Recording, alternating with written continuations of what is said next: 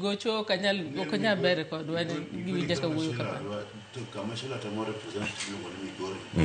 Migori borders. Wane border.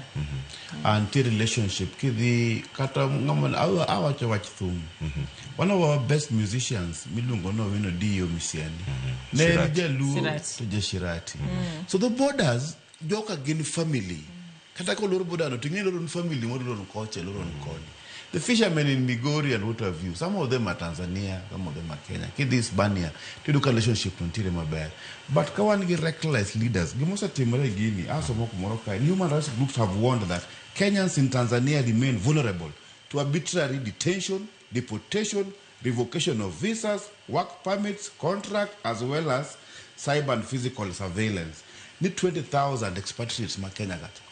Jo kadwan mondo duok dikae. Ingen magia families because of reckless leadership like this. Nikashulu wasan bedi wacho ni I don't know where ukala kini Cherargei wacho numo ndatenu kucha mdogi finya u.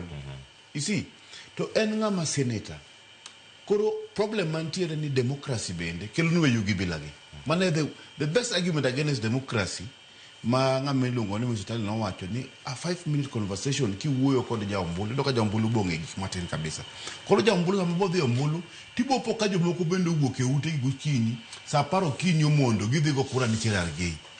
To Cherargei ni kiore kacha to dhi timango odhi wacho gik moko belagi. Koro nego bed ni gik moko belagi wanyalo hold those leaders accountable because ngani onego bed ni kata mana the Senate should have a special sitting mondo ongi Senate nigi mi wacho ni e represent ango nikech in code responsibility ngamose bedo kata secretary general ma party ngamose bedo kata mna senator ki wuoyo kata insani Cleophas Omondi kata dhimne wuoyo liel moro kata mana wedding moro mamadaya kucha ngene jo madaya kando kungeni Cleophas kende in Cleophas mubiro liel ni kendo biro kata wedding ni lakini nyaka Cleophas magine ne ramogi so you have a responsibility of leadership ko kumora mora mi wacho kamora mora gisani kamonti milongo social media Echon eto Cleophas moro ko gasut mabere TV ni kara en langat bachal kaman ke Cleophas biro mer makoro jo ko kana Cleophas no so a responsibility carries with you anytime kamentiere ingeni position mise kao society chal kaman ke jotelo ntiere jotelo mangen kule mopogore pogore